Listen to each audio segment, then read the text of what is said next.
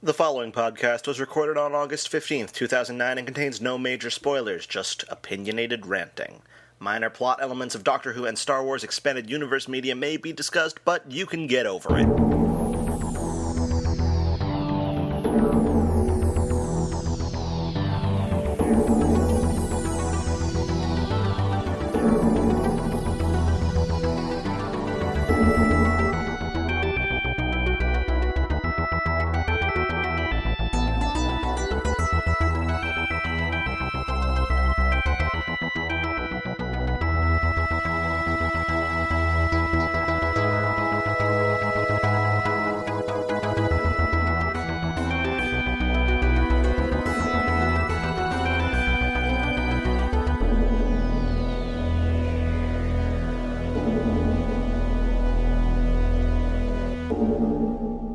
Welcome to the Cloister Room, a podcast about Doctor Who and other science fiction and fantasy and even some other things.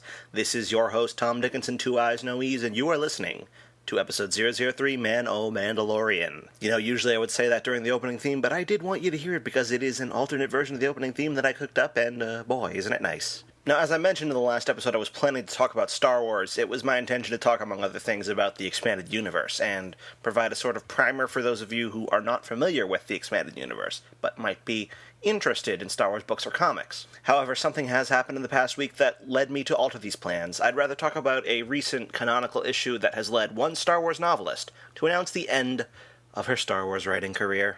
This news comes at a time when I've been thinking about canon a lot, particularly as a result of a recent blog entry on the topic of Doctor Who canon. Or, more specifically, the lack of Doctor Who canon. The blogger over at Tea Time Brutality, whose name I don't know, and who I will therefore refer to by the name of the blog, has posted a rather long article arguing that there is, in fact, no Doctor Who canon.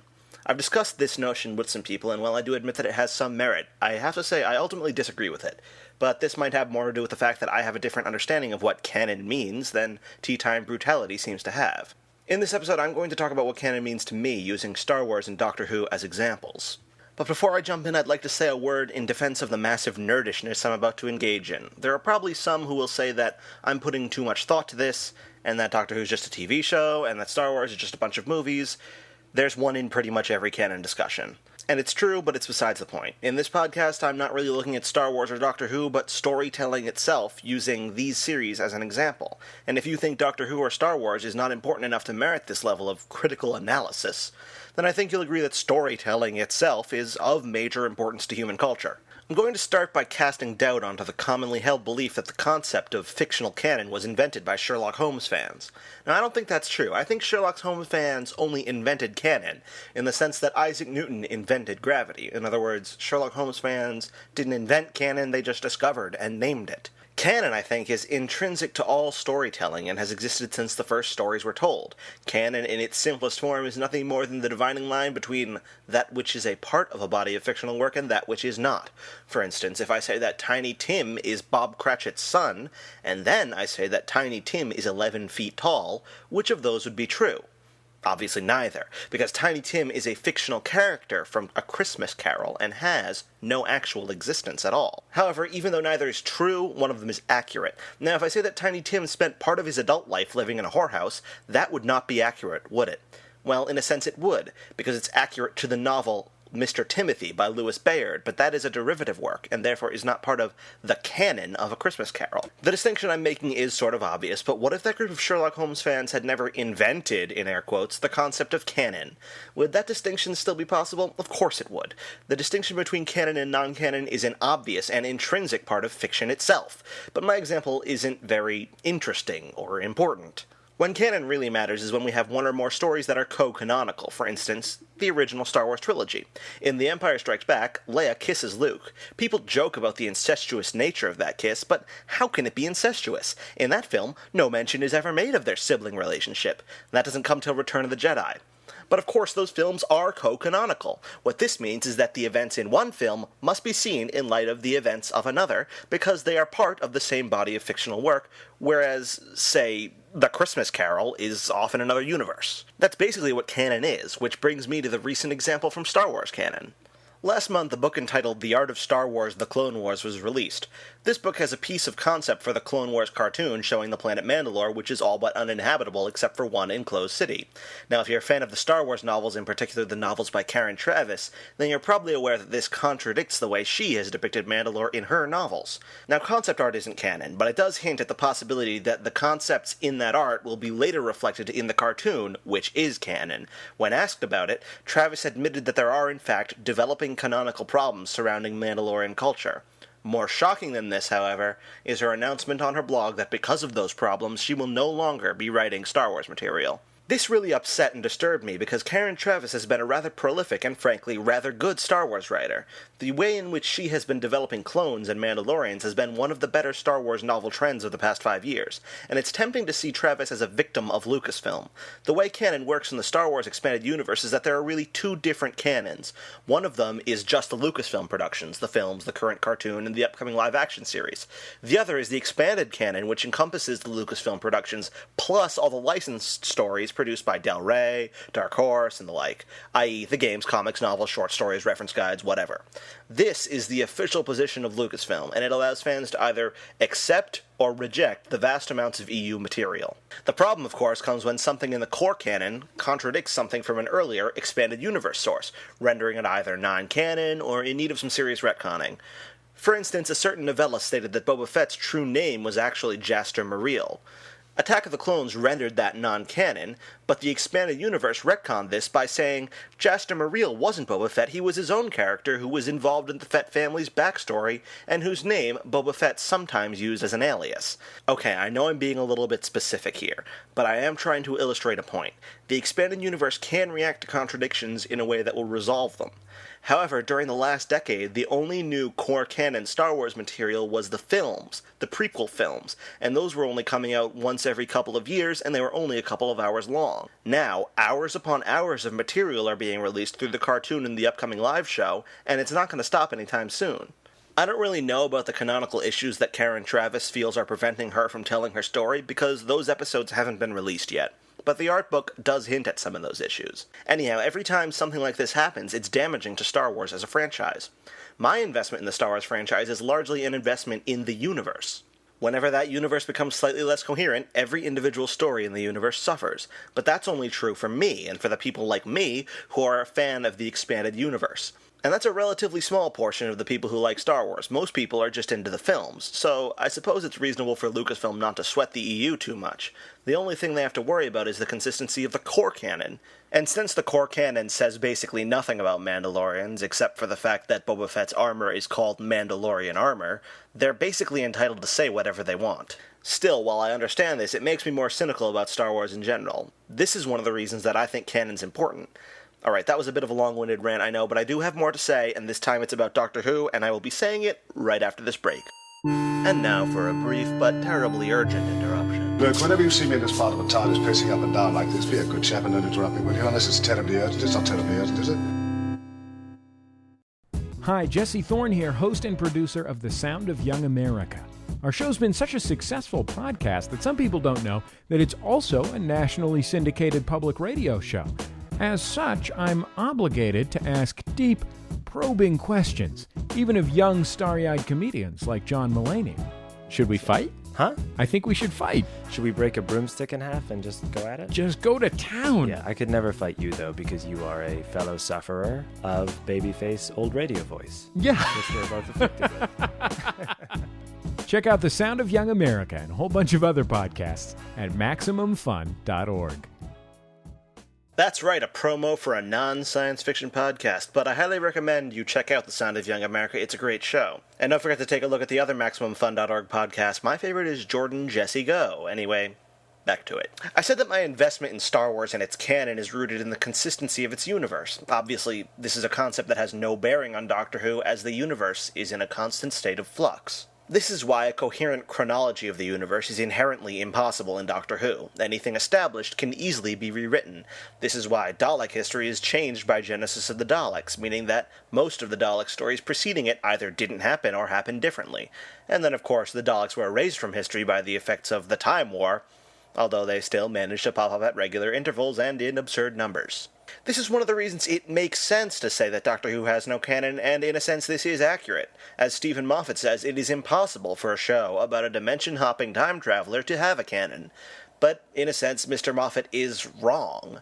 Let's remember that canon of the sort I'm talking about is not a matter of authority, as Tea Time Brutality claims, but actually an intrinsic property of narrative fiction. Doctor Who does have a canon, but unlike a normal canon, it is not rooted in the world or universe, but in one man, the Doctor. Even though the world changes, the Doctor stays the same. Never mind the fact that he changes bodies, he's still the same man, and he has a personal history, and that history doesn't shift. For instance, it's been observed that the episode Dalek by Rob Shearman essentially no longer happened. I don't know who first mentioned this, it might have been Shearman himself. All I know is that I heard about it on Radio Free Skaro, where they joke about it occasionally. In the latest episode, they joke that the episode will be removed from future DVD releases. The premise of the episode is that a billionaire collector of alien artifacts has a Dalek in his collection but doesn't know what it is, and it's set in the year 2012. The full-scale Dalek invasion in the Stolen Earth, which takes place in 2009, renders that completely impossible. This means that the events of Dalek never happened, or happened differently. For all we know, Adam, who became a companion of the Doctor in that story, never did travel with the Doctor at all because he didn't experience those events. But the Doctor did travel with Adam, or to be more specific, the Doctor remembers traveling with Adam. The TARDIS probably has Adam in its memory banks. The events of Dalek have probably been erased from the universe's history because its history is malleable, but they have not been erased from the Doctor's history because his is not malleable, at least not in the same way. What I'm getting at is basically this. The Doctor Who production team is telling the story of a man named the Doctor, a Time Lord from Gallifrey, in the constellation of Kasterborous. And as they've said, both implicitly and explicitly on countless occasions, in interviews and confidentials and everything, the story they're telling is the continuing story of the classic series. It's not a formal understanding, it's unspoken, but it's an intrinsic part of storytelling. Without that understanding, no story would be coherent. When someone tells a story, the only reason the story is coherent is because we have an understanding that sentences can be strung together to form narratives, phrases to become sentences, words to become phrases. This isn't even really just about fiction. It's about all communication. The only reason this sentence I'm saying right now is a sentence at all is because both you and I understand it as one. Otherwise, it's just a meaningless collection of strange syllabic noises. The syllables would have no relation to one another. The same is true in Doctor Who. If we deny that there's a unity to Doctor Who, then when the Fifth Doctor says Adric in the Caves of Androzani, that's just a nonsense word because Adric doesn't exist in that story. Hell, neither does the Fifth Doctor. It's just Peter Davison in a costume. So basically what I'm saying is that Doctor Who canon isn't only real, it's also a fundamental reality of all human communication. How's that for melodrama? Anyhow, back to the point, the Doctor Who canon arises out of the understanding that the Doctor has a history. Now, there's an obvious objection to this. We don't know the Doctor's history in its entirety. After all, he's a mystery. That is a valid point, but just because we don't know and in fact cannot and should not know the Doctor's history doesn't mean he has no history. He has one, we just don't know it all. But as I mentioned, there's an understanding between the production team of the show and the audience of the show that the Doctor's history includes his travels with Leela, his position as Unit's scientific advisor, his battle in court against the Valeyard. All of the events in the TV show are part of the history of the Doctor. Yes, even the errors, even the Morbius Doctors, even the half-human comment. Yes, those things do exist, and we may have to Jaster Muriel the hell out of them, but they are part of canon. The reason we have canon debates is because there are things that are not definitively part of the Doctor's history. The various interviews and confidential and everything else have never extended that agreement to cover the audios or the novels or the comics. The production team will confirm in an instant that the Doctor traveled with Nyssa, with Turlough, with Captain Jack, but if you ask them whether he traveled with Fitz Kreiner or Evelyn Smythe or Frobisher, they'll refuse to give you a straight answer, as they should. That stuff's not canon, it's apocryphal.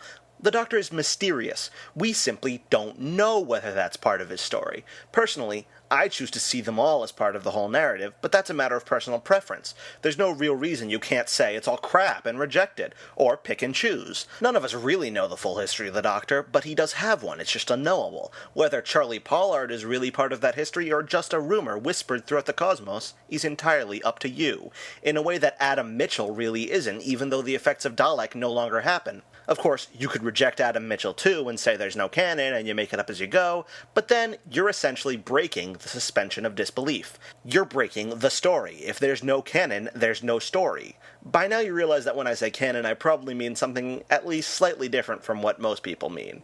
I guess that's just how I am. I tend to take more of a lit crit approach to this sort of thing. But even if you say, no Tom, what you're talking about isn't canon, maybe you'll still agree that the televised stories have a sort of unity, a shared validity, a fictional reality that the other stories, the novels and whatnot, aren't part of. Those novels, the comics, the audios, they have their own fictional reality, their own canon, but it's an extension of the core canon of Doctor Who. And you can take them or leave them as you like. But by now I'm starting to repeat myself, so I think it's better that I just end this episode of the Cloister Room. And what better way to end it than with the Dune Quote of the week.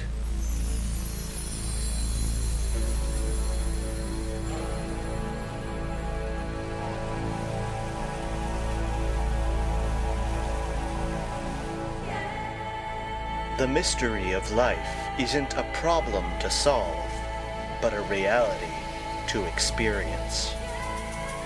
Reverend Mother Gaius Helen Mohiam from Dune.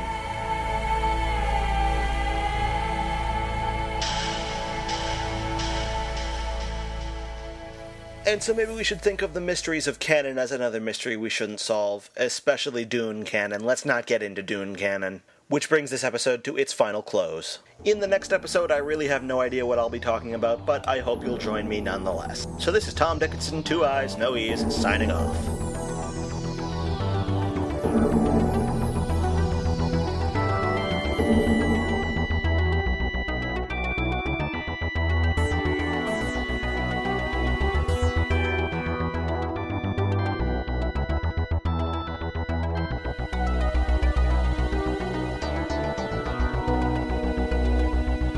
The Cloister Room is a fan-made production and is not in any way affiliated with the BBC or Lucasfilm or Charles Dickens. All fictional works discussed and elements thereof belong to their respective copyright holders and not to me. This episode is an officially recognized part of the Cloister Room canon until rendered otherwise by temporal meddling or contradiction by concept art in the art of the Cloister Room. No Mandalorians were rendered non-canonical during the recording of this podcast.